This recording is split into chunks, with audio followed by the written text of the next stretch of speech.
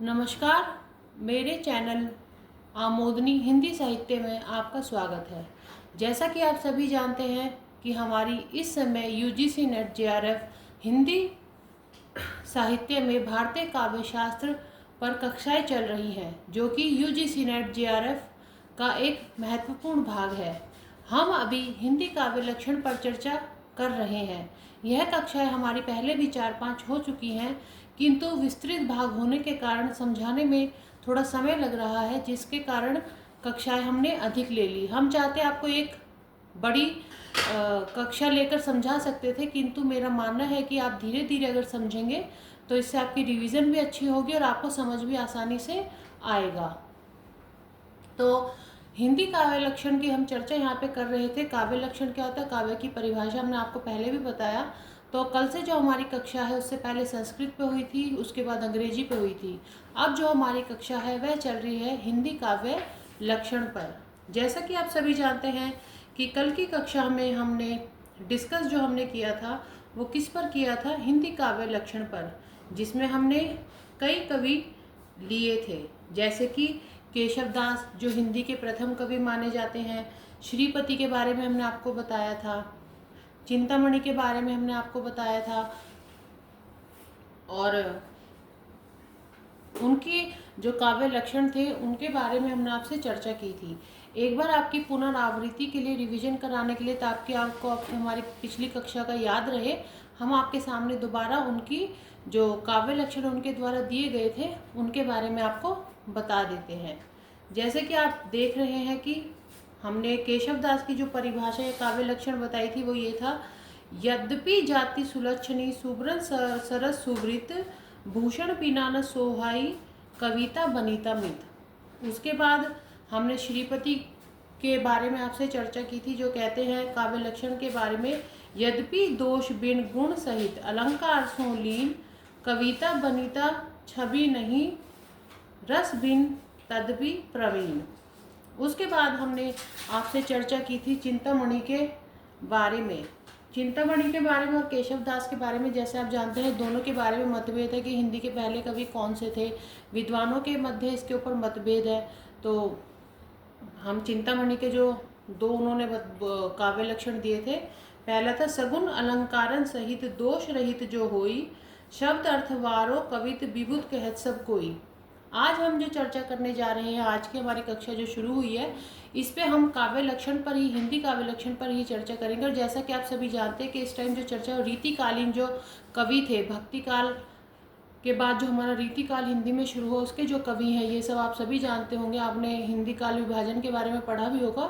तो अब आज हम बात करेंगे कुलपति मिश्र के बारे में। तो कुलपति मिश्र अपने जो उनका ग्रंथ है रस रहस्य में कहते हैं कि दोष रहित और गुण सहित कछुप अलंकार शब्द अरसो कवित है ताको करो विचार। उसके बाद हम यहाँ पे चर्चा करने जा रहे हैं देवकी, जो कि महाकवि के नाम से रीतिकाल में प्रसिद्ध थे। तो देव की चर्चा करने हम जा रहे हैं। हम आपको बताते हैं देव जो हिंदी में या रीतिकाल में एक महाकवि के नाम से प्रसिद्ध है। उन्होंने काव्य लक्षण क्या दिया है, तो सुनिए। शब्द जीवती ही अर्थ मन रसमय सुजस शरीर चलत वह जुग छंद गति अलंकार गंभीर।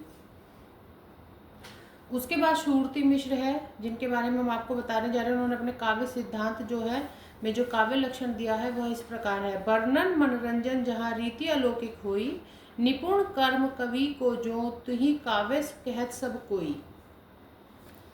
आगे हम आपसे बात करते हैं सोमनाथ के बारे में। सोमनाथ भी रीतिकालीन कवि ही हैं। उन्होंने क्या कहा है इसके बारे में हम आपको बताते हैं। सगुण पदार्थ दोष बिन पिंगल मत अविरुद्ध भूषण जुत कवि कर्म जो सो कवित कही बुध। अब आपने यहाँ देखा होगा कि जो सोमनाथ है उन्होंने क्या कहा कि कविता के लिए क्या आवश्यक है, छंद की आवश्यकता उन्होंने स्वीकार की है। देखिए ऐसा है, जब हमारा नेट एग्ज़ाम जब उसका आता है हमारा, तो उसमें क्या होता है, ये जो परिभाषाएं हैं इनका अर्थ हमसे नहीं पूछा जाता। अगर आपको ज़रूरत है तो आप कमेंट करके बताइए, हम आगे आपको इनके अर्थ भी बता देंगे। पर जो मेरा कहना है वो ये है कि हमें एग्ज़ाम के पैटर्न को समझना होगा। तो उसके लिए हमें क्या करना है कि कविताएं, काव्य लक्षण कौन कौन से कवि ने क्या दिए इसके बारे में जानना ज़रूरी है, क्योंकि जब हम नेट का एग्ज़ाम देने जाते हैं वहाँ पे इन जो लक्षण है इनका अर्थ नहीं हमसे पूछा जाता, या तो हमारा मिलान करो आता है, या ऐसे आता है कि कौन से कवि ने कौन सी काव्य लक्षण दिया या परिभाषा दी उसके बारे में हमें बताना होता है। हम आपको चाहे अर्थ बता दें, पर अर्थ बताने का यहाँ पे कोई फ़ायदा नहीं होगा, आपका टाइम वेस्ट होगा। तो रिवीजन करिए इनके अच्छे से। ये जो हमने आपको काव्य लक्षण दिए हैं इनके बारे में हम आपको बताना चाहते हैं कि इनको पढ़िए अच्छे से, बार बार इनकी रिवीजन करिए। देखिए, कोई भी एग्ज़ाम देने का एक तरीका होता है, ये नहीं आप पूरी किताबों को पढ़ डालें या कुछ भी कर डालें, उससे एग्ज़ाम कभी नहीं निकलता। एग्ज़ाम जो निकलता है वो स्मार्ट स्ट्रेटजी से निकलता है। मैंने भी नेट जेआरएफ का एग्ज़ाम पास किया था और अब मैं दिल्ली यूनिवर्सिटी में as a research scholar work कर रही हूँ। तो मेरा मानना है कि मैं अपने एक्सपीरियंस से, पर्सनल एक्सपीरियंस से आपको बता रही हूँ कि आपको किस तरीके से तैयारी करनी है। कुछ भी हम पढ़ के चले जाएं और एग्ज़ाम में ना आए तो उसका हमें कोई बेनिफिट नहीं या लाभ हमें नहीं मिलेगा। तो इससे अच्छा हम वो पढ़े जो एग्ज़ाम की दृष्टि से महत्वपूर्ण है। एक बार हम आपकी अंग्रेजी में जो काव्य लक्षण है उन पर भी चर्चा करा देते हैं। तो अंग्रेजी के जो काव्य लक्षण है उस पर हम चर्चा करते हैं। हम आपकी रिवीजन दोबारा करवा देते हैं कि जिसमें मैथ्यू आर्नोल्ड है, जैसे कि हमने पहली कक्षाओं में भी आपको करा दिया है, किंतु एक रिवीजन के लिए, पुनरावृत्ति के लिए हम आपको दोबारा करा रहे हैं। तो जैसा कि मैथ्यू आर्नोल्ड है, जैसे हमने पहले बताया था कि वो क्रिटिकल सब्जेक्ट पर लिखने वाले कवि हैं। तो उन्होंने कविता को भी क्या माना है कि कविता अपने मूल रूप में जीवन की आलोचना है। तो हमेशा याद रखना, जब भी आलोचना आए तो वो कौन है? मैथ्यू आर्नोल्ड, क्योंकि ये क्या थे? एक आलोचक थे। पाश्चात्य काव्य शास्त्र में एक आलोचक के रूप में प्रसिद्ध थे, जिसमें इन्होंने क्या कहा कि कविता क्या है? अपने मूल रूप में जीवन की आलोचना है। वहीं शैली का अगर नाम देखें तो क्या है? PB Shelley. ये क्या थे? एक रोमांटिक कवि थे, रोमांस के बारे में लिखते थे, प्रकृति के बारे में लिखते थे।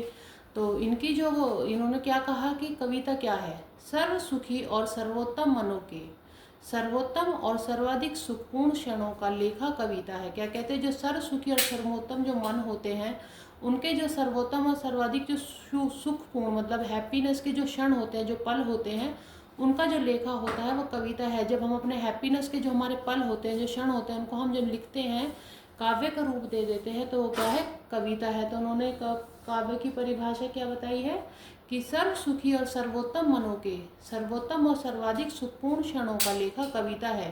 क्योंकि जैसा कि आप जानते हैं ये क्या थे, क्योंकि हमने आपको बताया ये क्या थे? ये प्रकृति से जुड़े हुए कवि थे, रोमांटिक कवि थे। तो जो रोमांटिक कवि होता है आप जानते हैं तो उनको दुख दिखता है, सुख दिखता है, और जो प्यार में होते तो आपको पता है वो बहुत ज़्यादा सुखी होते हैं, हर चीज़ उनको खुशी से भरी हुई नज़र आती है। तो इसलिए आगे बढ़ते हैं, हम वर्ड्सवर्थ की बात करेंगे। तो वर्ड्सवर्थ के हमने बारे में आपको पहले भी बताया था कि ये क्या थे? ये भी प्रकृति के कवि थे, रोमांटिक कवि थे। वर्ड्सवर्थ बहुत ज़्यादा प्रसिद्ध थे पाश्चात्य काव्य शास्त्र में अपने रोमांस के लिए।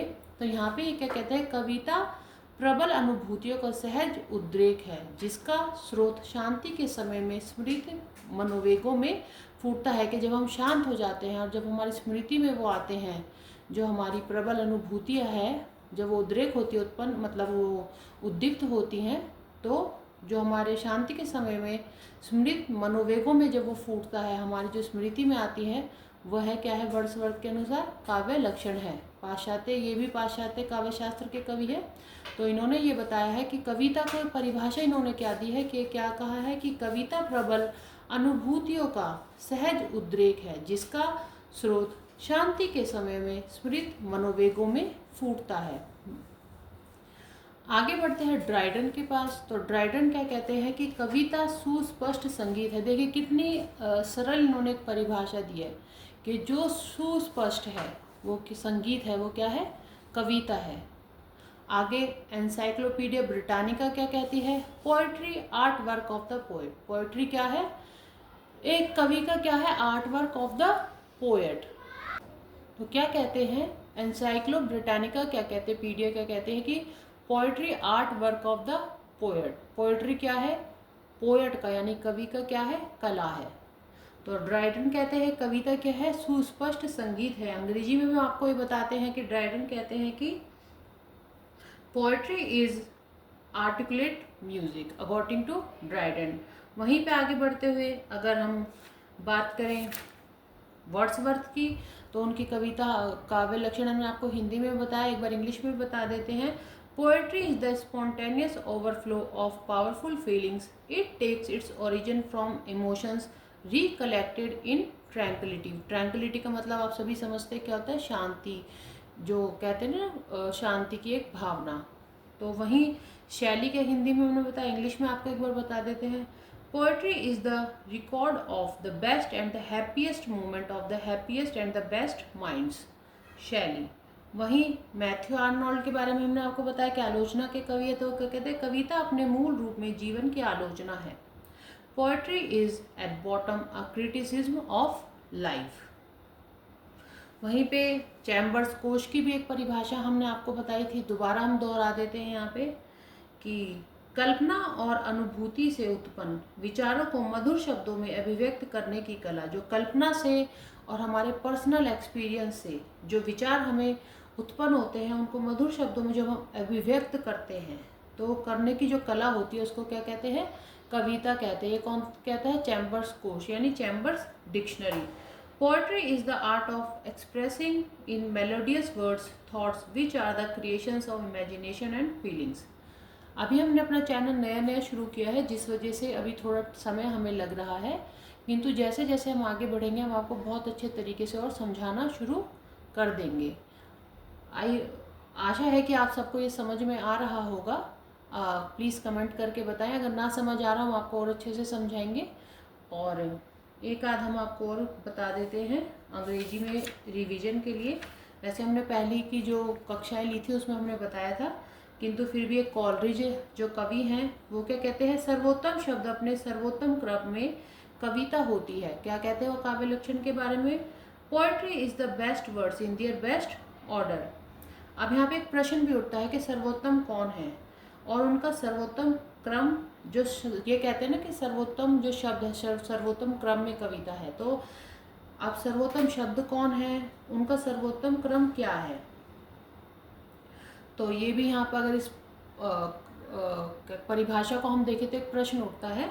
धीरे धीरे जैसे जैसे आप इसको पढ़ते जाएंगे आपको ये समझ आता जाएगा, और एक दिन हम ऐसी कक्षा लेंगे, एक बड़ी कक्षा लेंगे जिसमें हो सका तो हम आपको सारे जितने भी ये काव्य लक्षण हमने अब तक आपको बताए हैं, इनके अर्थ हम आपको समझा दें। वैसे अर्थ एग्ज़ाम की दृष्टि से महत्वपूर्ण नहीं है, फिर भी हम आपको बता देंगे कि क्या है, हो सके आ भी जाए।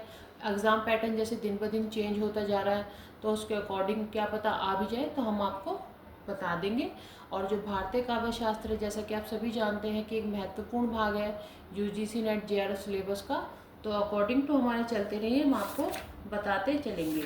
हिंदी काव्य लक्षण पर अभी हम चर्चा कर रहे हैं, तो आगे कल हम आपको बताएंगे जो हमारे महावीर प्रसाद द्विवेदी है, ठाकुर कवि है, शुक्ल जी हैं, इन्होंने काव्य लक्षण क्या दिए, तो ये हम आपके अगली कक्षा में आपसे शेयर करेंगे। आज के लिए इतना ही, धन्यवाद।